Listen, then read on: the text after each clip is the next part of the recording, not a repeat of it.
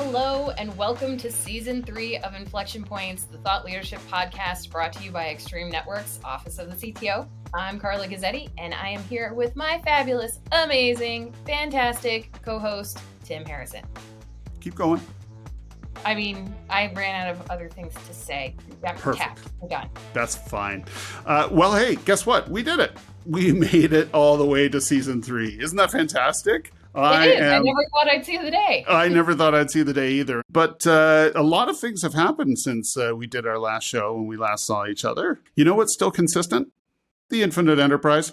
Yeah, I think that's still a thing. It's something that we're still working towards and we make happen for all of our customers and partners around the world here at Extreme Networks. So that's still going. It's good to know it's still a thing. It's still a thing, but you know it's not anymore. Us. You and me. Yeah. Yeah. You and me in Season 3 for Inflection Points. We're not going to be there. In spirit only. In spirit only. We will be listening. We will be listening. Well, would you like to introduce our fabulous new hosts for Inflection Points, Carla? I absolutely would. So we have two brand new co-hosts of Inflection Points. First is Allie Irvine. She is the global lead for customer success here at Extreme Networks, and she is going to be joined by Brendan Bonner, product director for the Office of the CTO.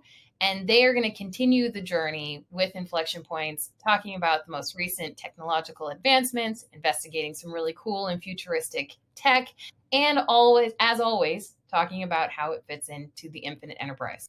Awesome. Well, welcome, Allie and Brendan. We wish you all the best of luck. Believe me, we've had some strange times in our journey as being co-hosts, but I think you'll have a great time. This is the best opportunity to be able to get a message out and to really understand how people are consuming in the infinite enterprise. So all the best of luck from us. Yes, we wish you all the very best of luck. I hope you carry on our torch of sarcasm and technology. And for those that want to continue to tune into that, we have every month new episodes will be released on Wednesdays. You can get them wherever you enjoy listening to your podcasts. And I have to say that Allie and Brendan, you are far more brave than me and Tim because you can now select between video and audio only streams based on your preferences. And let me tell you, you're much braver. I wish you all the best of luck. Nobody wanted to watch our faces. So, let alone us. You know, we struggle with that ourselves, but that's okay. That is fair. That is fair. So Allie and Brendan, we wish you the very best of luck in Season 3 and many more to come. Take it away. Thank you so much, Carla and Tim. We are so excited to be stepping in as your new hosts on Inflection Points. You guys have really set the standard over the past 2 seasons to introducing all of us to the infinite enterprise and all of the new technology that comes with it. And Brendan and I could not be more excited to be carrying the torch. So thank you both. I fully agree. Sincere thanks to Carla and Tim. So we've had 2 seasons, 20 podcasts, and we've been there alongside you the whole time. So this whole concept of infinite enterprise, it's really been an inspiration as well. And you've sort of introduced education and inspiration in how these technologies are going to be changing our lives, from everyday nuances to schools, to supermarkets, to factories, and how we work as part of that infinite enterprise. So it's really big shoes to follow, but we're ready to follow along.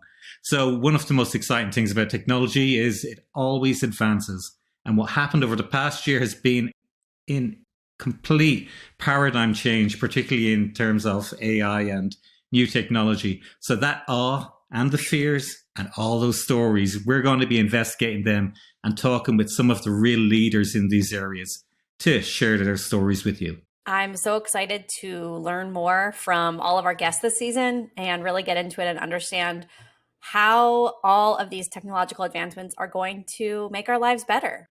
Okay, so we may as well introduce ourselves. So you go first, Allie. I'm Allie Irvine. I'm the head of customer success at Extreme Networks. So my team's job is working with our customers to understand what business outcomes they're trying to achieve with our products and making sure they can get there. My whole career has been working with customers and trying to understand their goals and what matters to them and helping them chart a path to achieve that. And thanks. And my name's Brendan Bonner, and I work as an innovation lead in the office of the CTO. So I want to showcase how far the infinite enterprise reaches. I'm currently on the west coast of Donegal in Ireland, and come rain or shine, and there's lots of each, I've got exactly the same experience as when I'm back in an office. So this is the future of the infinite enterprise. It really is. And it's so much of these technologies that I think at this point we kind of take for granted. And I mean, I'll speak for myself. I haven't really spent a lot of time really thinking about how innovative some of these technologies are and how far we've come and how much more we have ahead of us, and how all of these technologies are really going to have an impact on the way we work and the way we live, and hopefully make all of that a little bit better. That's exactly right, Allie. I mean, this season, we're going to be talking about those advancements and really speaking with the leaders of people who really understand, is AI, is machine learning, large language models, are they going to change everything, or is it all hyperbole? And we'll also be looking at those other areas which had peaked and then troughed as well. So virtual reality and AR has very much been, okay, is it going to happen or is it going to happen? Some of the people we talked to this season are really inspired about that convergence. And of course, we're going to talk about communications, we're going to talk about enterprise and where these all overlap. So I'm really looking forward to it, Allie. It's going to be fun. Let's get started. Welcome to Inflection Points, a podcast about change in tech, hosted by Allie, Irvine, and Brendan Bonner, and brought to you by the Office of the CTO at Extreme Networks. We see a world where people have become infinitely distributed around the globe, which means businesses must work at scale and focus increasingly on becoming consumer-centric to connect with every one of them.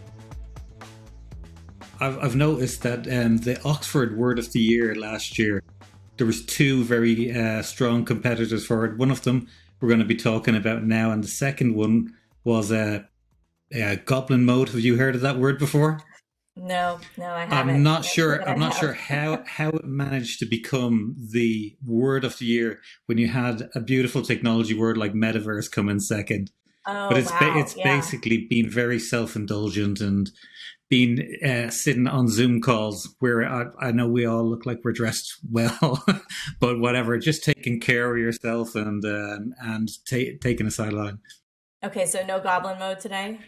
There's definitely no goblin mode today. I think it's you need to be a very high up influencer to be able to achieve that kind of that status to say that you can do goblin mode. Okay.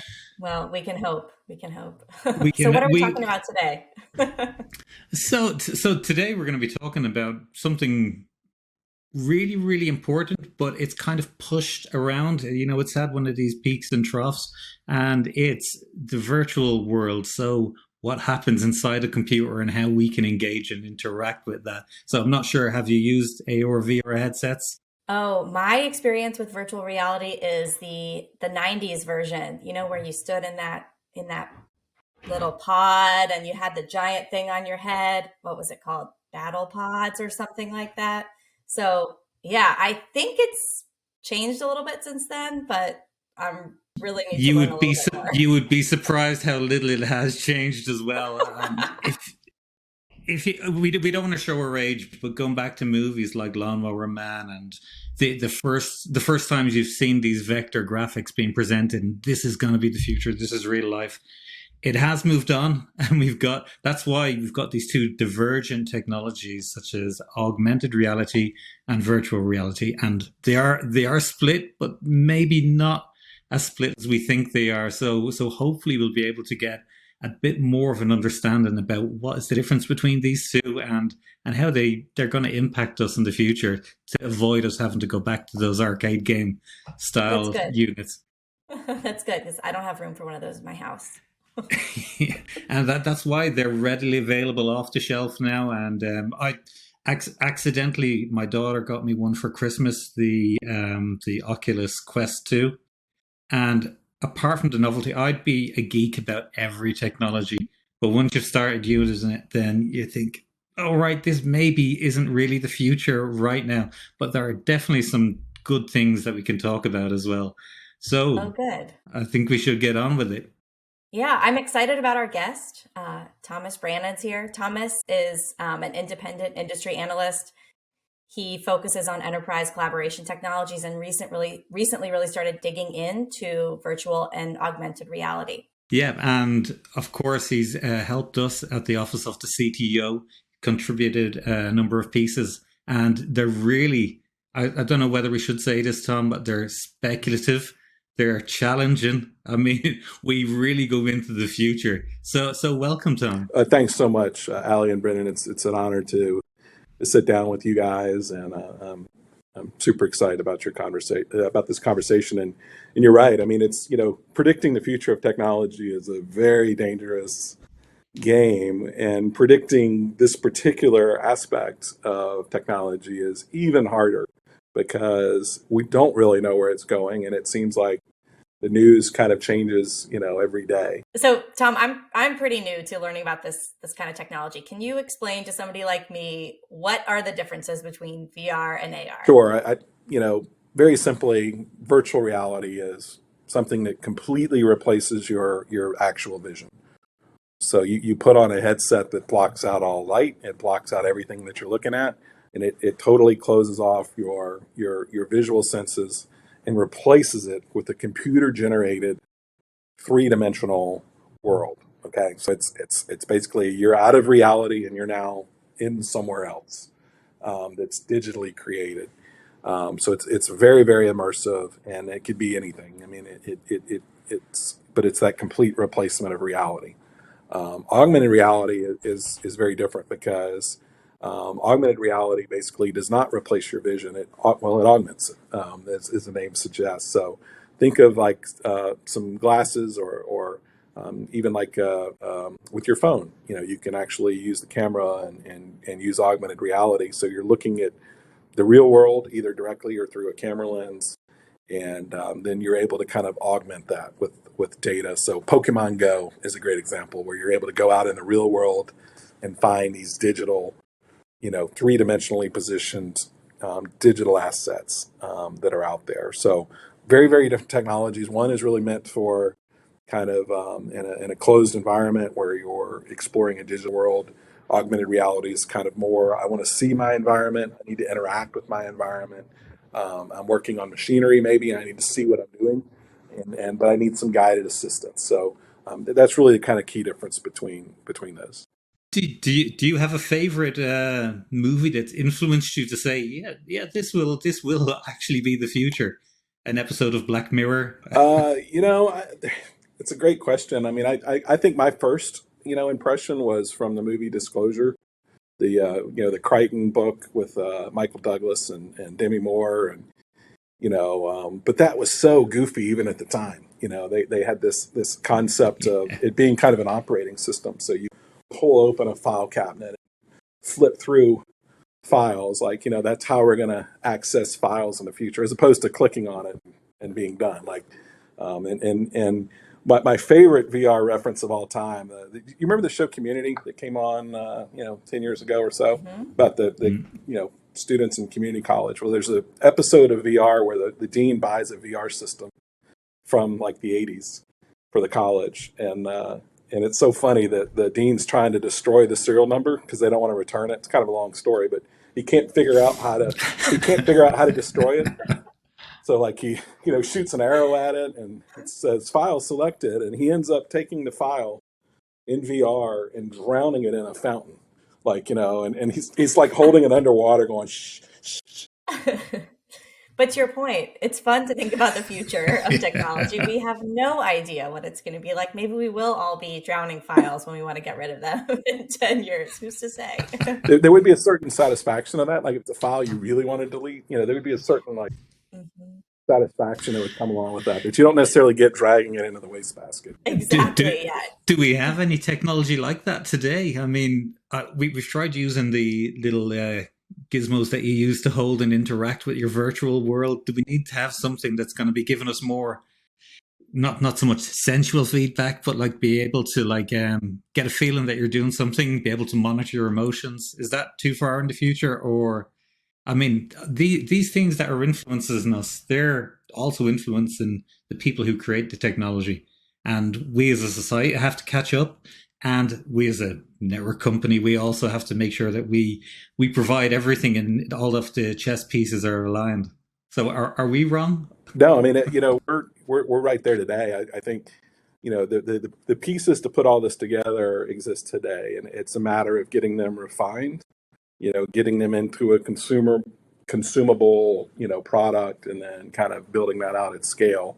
I mean, we're already there, and I think people sometimes just think of VR as kind of a visual thing, and there's kind of these, like, the first time you use it, you kind of, particularly modern VR, like, you kind of get it, you kind of understand this is really powerful. Well, when you start layering on things like haptics, where you've got maybe a suit or gloves where you can actually feel something and touch something and feel textures and even feel like force. So you could shake someone's hand, or you could pull on a rope and you really feel the resistance pulling against you. And that technology exists today. And you put an entire suit of this on, all of a sudden, just imagine how much more immersive games get when you feel pain when you get shot. And then you start to touch some of the other senses beyond just sight and touch. You start touching on scents, and there's companies that are developing devices you wear around your neck that produce scents. And each one of these, like, it's an exponential growth in how the overall experience is perceived. So if it's somewhat immersive here, you layer on touch, all of a sudden it's 10 times more immersive. And then you layer on scent, and you layer on all these things, and all of a sudden, your brain begins to not be able to distinguish what's real and what's not. And that's really where we're headed. And it's why this is such a powerful thing. Yeah, it's really hard to comprehend, but it's really exciting. And thinking about how all of these new technologies are going to impact each other too. So I want to kind of go back and ask some foundational questions. I am really new to VR and AR. You've been doing this. You've been an IT consultant for 25 years plus. When did you start thinking about and learning more about VR and AR? What happened? Yeah, I mean, I think, there's always been a little bit of this kind of percolating in the background. And and my interest is more recent than you might think. I will say about 8 or 9 years ago, I had a client that had very complicated machinery. And when something breaks, they have to fly a technician, anywhere in the world. And these are usually in very remote locations. And so, if a factory goes down because this equipment failed and it takes a day or two to get a tech out there, that's catastrophic to their business. That's hundreds of thousands of dollars, minimum of lost revenue. And so they were kind of like, well, how could we walk a junior person through a complicated repair? And I was like, I don't know, it's a great question. And so what I began to research was, okay, well, we could send video content back to an engineer somewhere. So you could have a junior technician, and he's basically just broadcasting video. And the guy's like, okay, well, walk over here, look at this, let me check this out. And so we kind of designed a portable, kind of video broadcasting wearable. And that was kind of Gen 1. But as I kind of did a roadmap for that project, I realized that we really needed to be able to do more than that. We need to be able to augment what they're seeing. So circle the screw that needs to come out and that kind of thing. And I realized that Google Glass had just come out. So we were starting to see a little bit of that, where we could maybe put a schematic or a drawing in their vision so they could see it and have their hands free to make the repair. So, and then even then, augmented reality was beginning to become a thing where you could actually animate certain repairs, on the machine in their glasses. And so I saw that about 8 years ago, got really interested in it, but the technology wasn't there yet. And Google Glass isn't really augmented reality. It just kind of shows you stuff, but you're not really interacting in kind of a three-dimensional, spatially aware way. So that was kind of my first experience with understanding the use case for something like augmented reality. Yeah, is the experience something that you could equate to real life? Like, we know there was recently a research report on people using it for 40 hours a week, and they said, listen, it's just not going to take off because that experience of face-to-face, the interactions, it just can't be matched. It can't. So productivity was down. When you're meeting people, it wasn't as productive as Zoom meetings because you weren't sure who was supposed to talk. Yeah, I think there's a couple things, and that research or article, the VR community really didn't like it, obviously, and because it's a little, it was kind of unfair too. Like we're there's a little bit of a paradigm shift that needs to happen. I hate to throw out the buzzword paradigm, but you can't really kind of take the way you work today and just go, well, I'm going to work in VR. And I know people that do work in VR 40 hours a week and absolutely love it. But there's a couple of obstacles right now. One is that the hardware itself it's uncomfortable. So the idea of wearing this for long periods of time, we're not at the comfort level yet that it is. And joining a meeting requires kind of putting the device on and getting in the meeting space. And there's still a lot of friction around kind of joining meetings. But I think the one thing that people aren't really recognizing is that when that form factor does get comfortable, and it is something you will wear for a large part of the day, the possibilities of what you can do in that experience are huge. And I'll give you kind of an example, and then I'll tell you how this kind of translate into the meeting world. But you could actually have multiple monitors in your virtual or augmented reality today. And you can actually place them and size them. So you could have 3 80-inch monitors in your field of view, okay? And you can take that wherever you go. You travel, you go to the hotel, you log on, and you have the same screens and the same setup pretty much wherever you go, whether you're working at home or going to the office or traveling. Yeah, and it seems like a lot of or as you've described, kind of some of the industry leaders on this are thinking about using them together to accomplish what they're looking to accomplish. We talked about remote meetings, and I think that application resonates with so many of us. I mean, we're all living in Zoom world now. What are some of the other industrial applications? You also talked about, remote repairs. How else are people thinking about using VR and AR? Yeah, I mean, and I think the first thing is that there are very, very different use cases, and so, augmented reality actually, because it's kind of augmenting real world stuff, it's a little bit easier for enterprises to kind of understand and kind of see the value proposition. It's one thing to say, oh, we're going to meet as avatars on Mars or whatever, and people are like, yeah, is there really a benefit to that?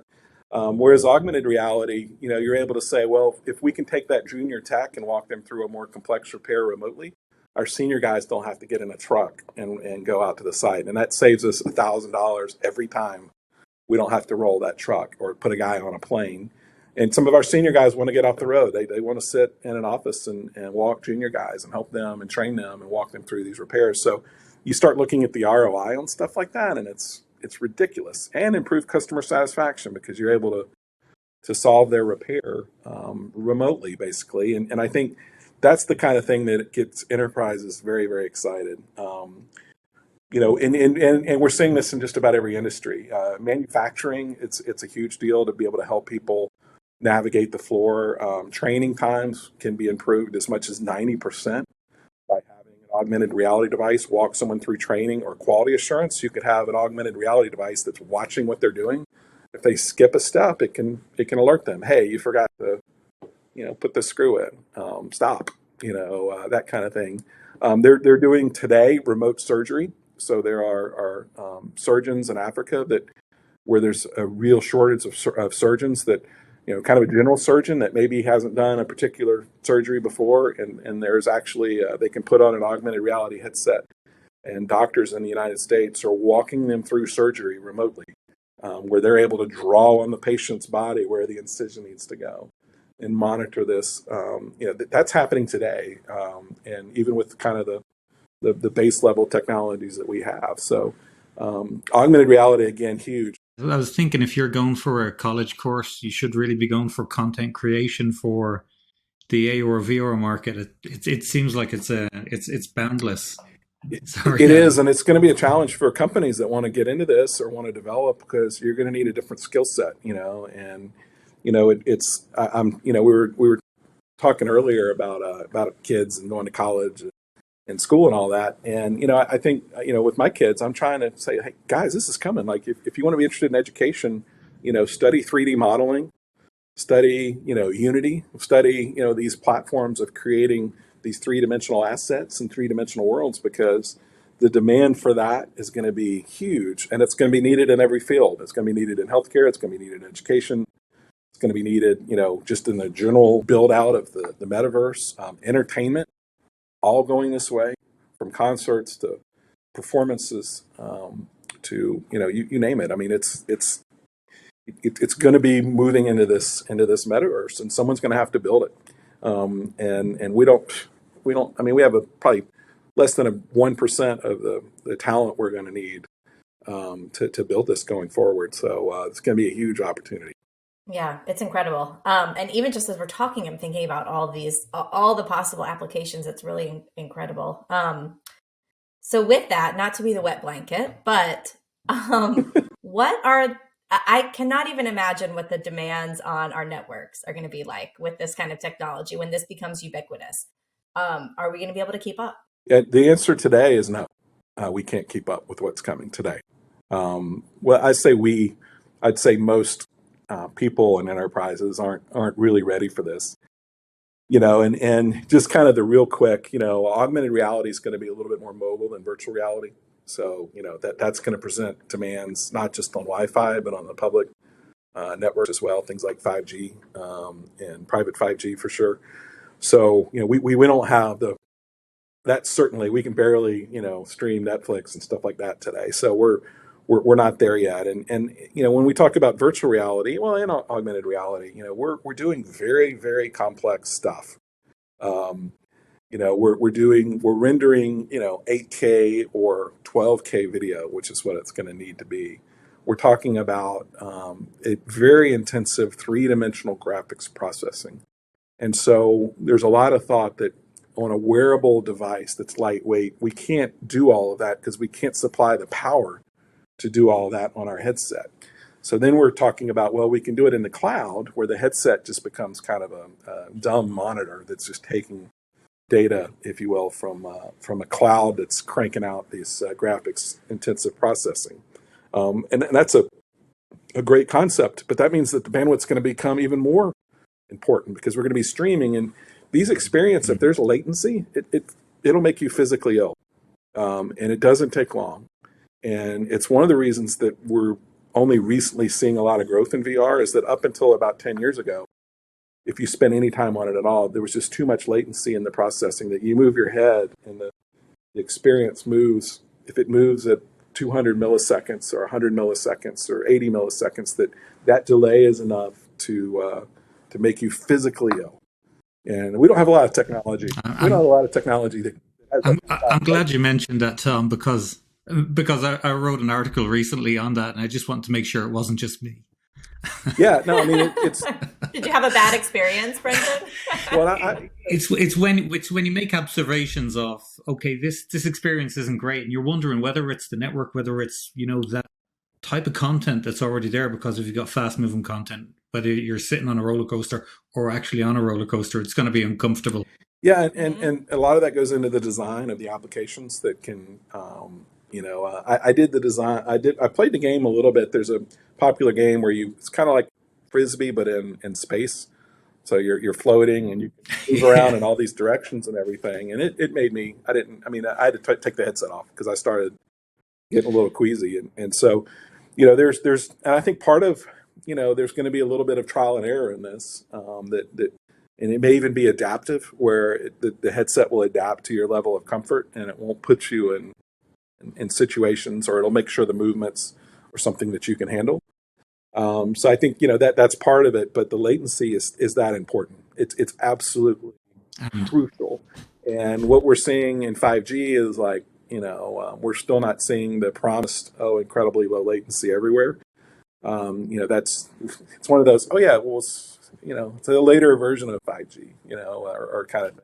Yeah. And then we're seeing it could be a combination of both. So if you have a headset that's connected via Wi-Fi, and then you've got a computer, so smartphones currently have quite good compute power in them, and they can do the processing back to the cloud, but then the Wi-Fi connection does the fast, low latency presentation mode, or whatever you want to call it. I know this is all future, which is why you've given a projection of, I think it's out to 2035, I think was the last ones. We're talking about quite a bit out for this to really become truly converged. Yeah, 2035 is really that converged headset. But I think that's not something we definitely or necessarily need. I think we'll get high quality AR devices before then. I think and same with VR. It's just that kind of converged single device gets kind of tricky.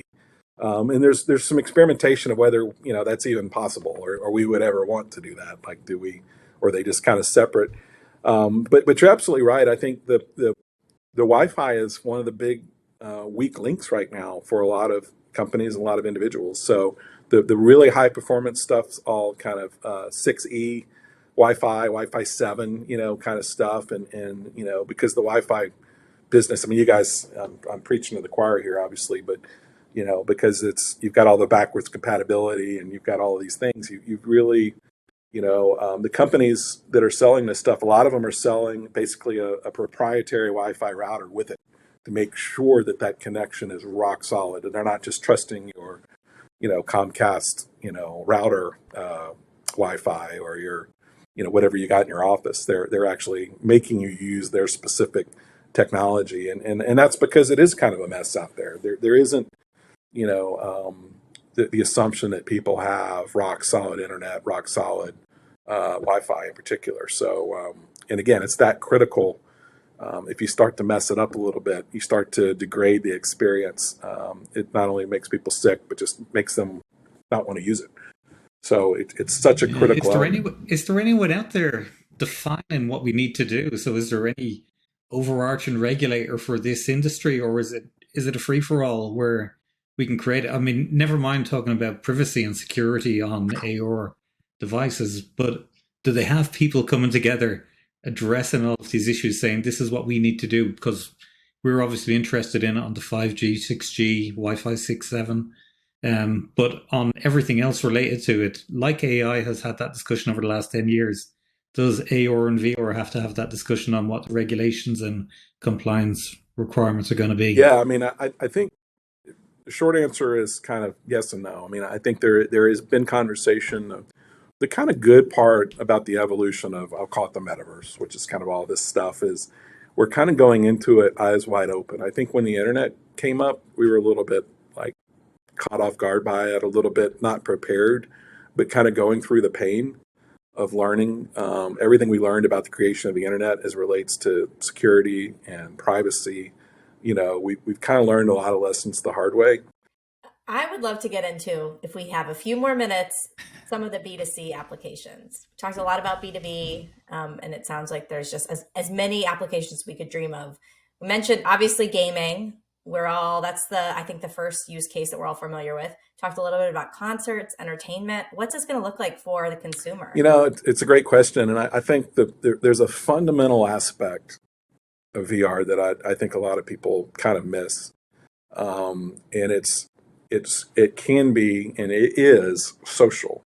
So I think anything that you do socially, either in real life or online, is gonna, it's gonna happen in VR. So, I think of the example like retail. Like, why would I put on a headset and walk into a virtual reality store? And the answer is maybe I want to do that socially. Maybe I want to do that with my friends or my wife or, my parents that need to buy something, and we want to kind of share that experience together. I think about my daughter. They like to go shopping with their friends, and it's like, they could actually do that in VR. Like, you don't get on Amazon with someone and screen share at a Zoom call to go shopping together, because that's kind of dumb. But the idea of doing it socially starts to make more sense. And I think that applies to the entertainment. People are like, well, why would I put a headset on to go to a concert? It's like, well, you can go with your friends around the world.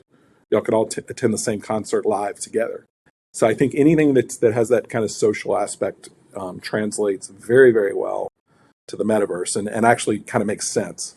So the examples you used are huge, but I think it is going to come into retail sales. I think things like looking for a car, being able to test drive a car in virtual reality makes a lot of sense. And then you're like, well, what happens when you're ready to buy it? Well, how are we going to get a salesperson into your little environment there, and how is that going to be managed? So there's a whole lot that's going to need to happen behind the scenes, even outside of VR, to help power all that. Another big one right now, even today, is mental health and wellness. They're huge applications there as far as being able to immerse people in certain situations, and people that are have social anxiety or are on the spectrum. There's huge opportunities to kind of help them, and we're already seeing that today. And even from the youngest children all the way up to Alzheimer's patients are seeing huge results from therapies and experiences with virtual reality. So that's what I'm taking away from this conversation is it's not just science fiction, and it's not just industrial or professional use cases. It's really about access for people too. I mean, it's kind of a leveling technology, and I'm excited. Yeah, I mean, Tom, what you've described is really it covers more than what we traditionally know as AR and VR. This is a future way of learning, of living. So we have to pick a new name beyond metaverse. Yeah, I mean, in the AR VR community, they would love to divorce themselves from the word metaverse because of all the baggage and the conceptions and misconceptions and the you don't have real estate in the metaverse. Yeah. I mean, it's that, and then it's the whole. There's people that think that metaverse equals Zuckerberg. And so they would love to kind of divorce themselves from this Facebook, Horizon Worlds, Zuckerberg creation, and go their own way, kind of a thing. So you're right. I mean, there's a lot to that, and I think eventually it'll just become what we do, and we augmented reality when we look at that 2035, projection, and it may happen sooner, but it begins to become, your digital life. It replaces your smartphone, it replaces your smartwatch, it replaces your TV screen, it replaces every screen.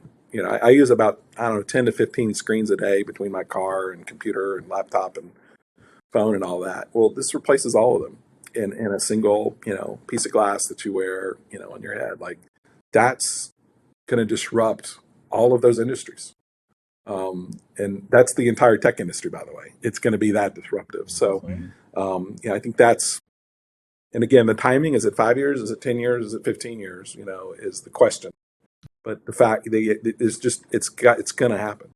And I think that's my message to my clients and people I talk to is be prepared. Don't get caught off guard by this. Like, you don't have to, be developing your own virtual storefronts today. But you need to be aware and you need to be prepared for what's coming, because it's going to change, the entire tech industry. Yeah. Will it be an evolution or a revolution? Yeah, revolution. Totally. I mean, it's just because it's going to disrupt everything. It's not just, it's going to be like the smartphone. It's going to be so much more than that. Thanks, Tom. And one of the questions we have is, are we ready for all of this? So if we take an example of, let's say, a studio or a stadium or a concert being broadcast to a VR headset, we're talking about 12K streams, perfect audio.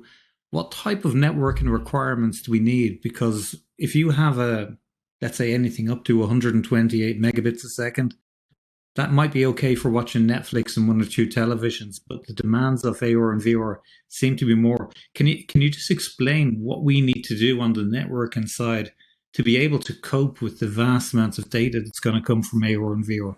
Yeah, I think there's two aspects of it, and great question, because it's something that people aren't really thinking about today. And I think when we think about preparing and being prepared for this future, I think being prepared on the network side is an obvious area. That's something we need to be addressing today and talking about today. So I think there's two elements of it. One is the bandwidth question that you mentioned. We are talking about pretty high bandwidth, because we're talking about very, very high quality. Like 4K, when it's this close to your eye, does not look very good. We've got to do better. So that's where the 8K and 12K is coming in to give you that high resolution that you really need for that fully immersive experience. And that's a lot of bandwidth. We're also talking about positioning that experience maybe three-dimensionally. So it's not just a matter of kind of the streaming video, but now we're talking about positioning three-dimensional assets in your environment that are moving. And all that's got to be done, it's going to require a very large amount of bandwidth. And if you're talking about multiple people in a training room or kind of thing, then you've got a density issue as well.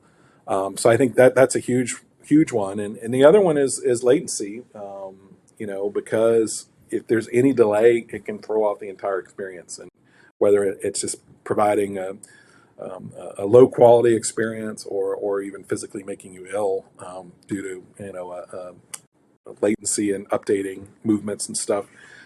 It's absolutely critical. Not just that it's like looks good, but the entire experience hinges on the ability to do that. So I think it's absolutely a critical element that we've got to figure out. Yeah, it's a lot of pressure on the networking world. Otherwise, we're going to be wearing computer backpacks underneath our haptic suits. Yeah, totally. And there's a lot of conversation around 5G and these technologies, and there's going to be a place for that because some of these are going to be mobile, particularly in augmented reality, where you may be out in the real world and need that. But most of the time, the virtual reality and even augmented reality, like in a factory setting, they're going to be on Wi-Fi. I mean, they're not going to be. 5G doesn't even get through the walls of where these things are going to be a lot of times. So, it's a both. It's not an either or. It's a both. And just like most mobile technologies, Wi-Fi takes the brunt of the traffic. So, it's definitely something that people need to be thinking about as they prepare their networks for the future. The demands of these devices are going to be huge, and the importance of doing it right is going to be critical to their success. So, Tom, this is very much a future thinking industry. It's had a couple of starts and it had a couple of pushbacks as well. But now it's going to become, as we mentioned earlier, it's going to become ubiquitous that everyone is going to be wearing either a device that you can connect to your enterprise, you can connect to your office, you can connect to training, education, everything. And it has to be all done in some sort of a small, compact, acceptable manner, that this is going to be something on the street. So are we going to have that same sort of a change in society where we're just used to everyone carrying around a smartphone next to their head, checking I think an average screen time now is anything between 8 and 12 hours per day, which is unbelievable considering we were only looking at our Nokias for about 10 minutes a day. So is this going to be a real sea change in how we, looking out at the streets nowadays, are going to be looking at society in 10 to 20 years? Yeah, 100% yes. Without a doubt, this is going to be, the future of our digital lives, and that includes all of our digital elements. So, it will replace the smartphone. It will replace the iPad. It will replace, I think, the television. I think it'll replace every digital screen. So it's that powerful, and I've already seen this. I did HoloLens demo, and I had it for a couple of days, and I created a TV screen over my TV screen I have a 70-inch TV. It's pretty big, but I made a 100-inch screen, and I could position it, and it's anchored there. So like I'd leave the room, I'd come back, it's still there, and it's funny because it understands walls. I accidentally pushed it into the kitchen. And I had to walk into the kitchen and push it back into the den because it's that spatially aware. But when I saw that, I was like, why would I ever buy another TV? When I can have a 100-inch TV follow me wherever I go, and I can flip it on in any instant. And the same thing with a tablet or a phone or anything. And so I think initially it'll be an accessory, kind of like the Apple Watch is an accessory to the phone. Like you'll get your alerts, you'll get some limited functionality that will pop up in your field of view. I think that's where we'll start. And then as battery technology and lens technology and manufacturing, all this stuff kind of converges, I think, eventually you'll see less of the need to carry that device in your pocket and just have everything you need, as a wearable.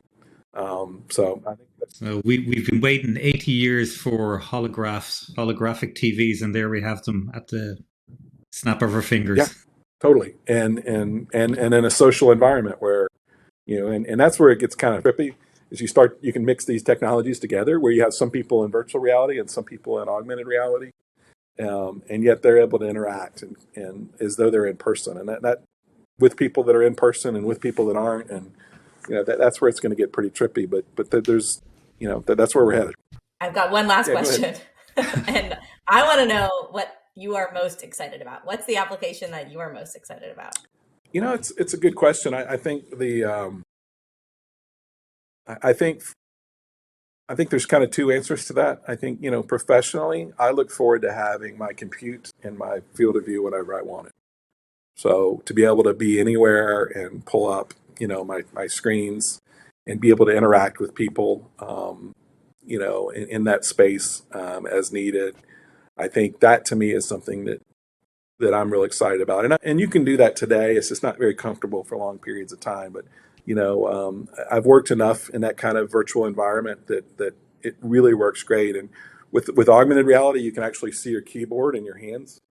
So you can actually type, on a keyboard and work on your actual computer in this space. And it works very, very well today. So I think being able to kind of expand on that and being able to collaborate in those environments, more frictionless, is professionally something I'm real excited about. Beyond that, I think some of the education stuff we talked about, I think for our society and our world, I think the power to be able to roll that technology out and be able to educate anyone, anywhere, anytime, in a better way than we do today, even at the best schools, I think is something that is apparent. I'm super excited about, and something that hopefully my future grandkids, that'll be a big part of how they learn.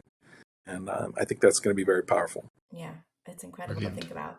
I'm hoping that my son can learn how to drive in a virtual reality setting. But then I realized it's probably going to have a self-driving car by then. So yeah, exactly. They don't need to learn to drive. You can just virtually drive anywhere in the world.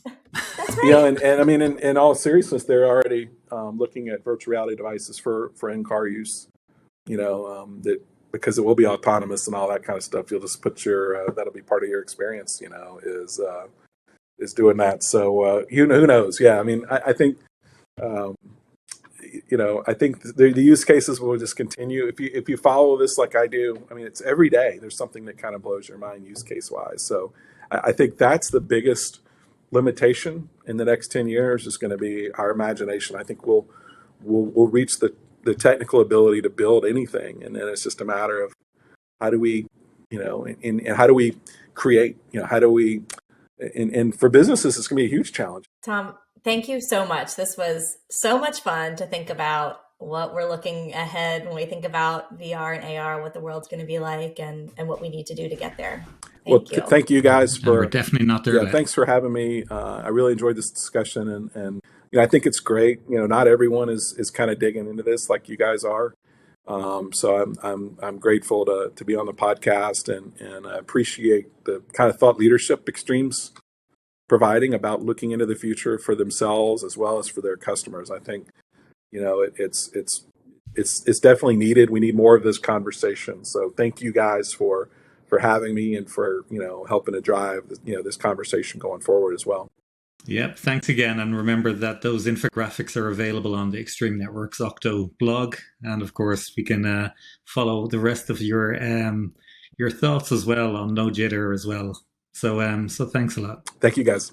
Brendan, what do you think? Is virtual reality and augmented reality going to be ubiquitous like Tom described?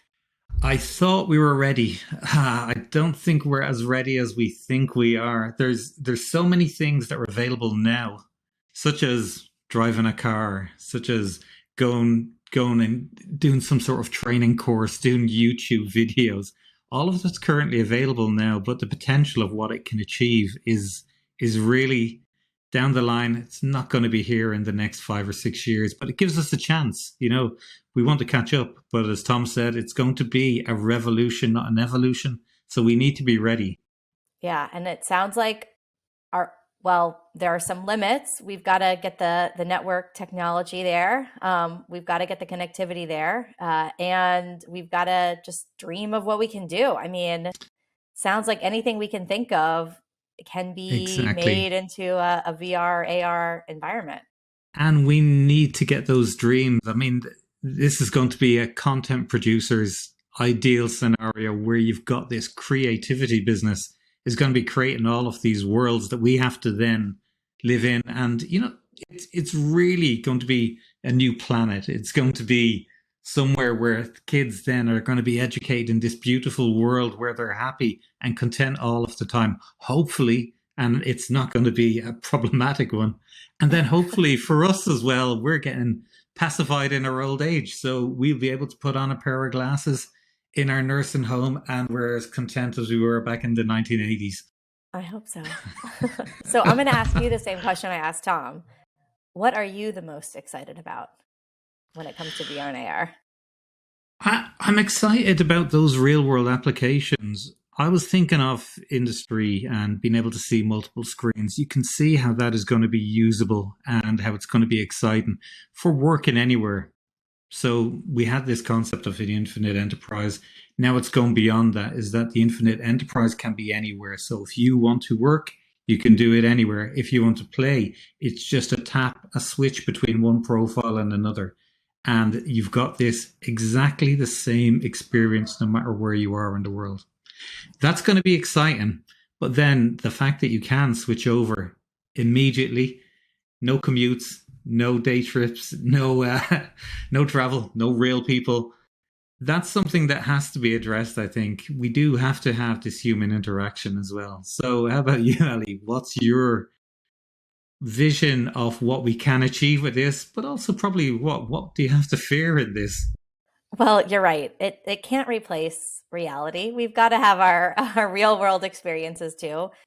Professionally, what comes to mind first for me is being able to sit down with a customer more easily, be in the same space, even if you're not really there. It makes that a lot easier. And, we can do it more often. Personally, I want to be able to go to a Taylor Swift concert virtually without, that ticket meltdown issue. It seems like it'll be easier to do things like that. No, it's going to be fun. I've got a lot to learn for sure. Yeah. I've got to try out an Oculus or something. Yeah, it 100% will democratize, as they say. All of these things, such as going to concerts, going to sporting events, going visiting family and friends. I don't want to mention, but my family are in Australia now, on the other side of the world.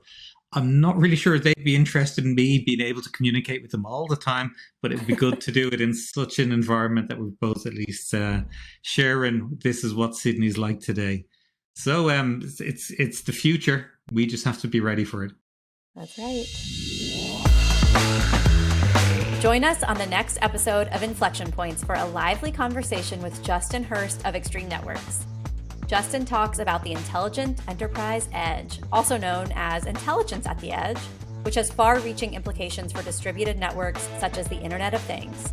If you'd like to learn more about the Office of the CTO at Extreme Networks, check out our thought leadership content at extremenetworks.com/blog and look for our gold Office of the CTO logo. We hope you continue to enjoy Inflection Points. Every month, new episodes will be released on Wednesdays, wherever you get your podcasts. You can select between video and audio only streams based on your preferences.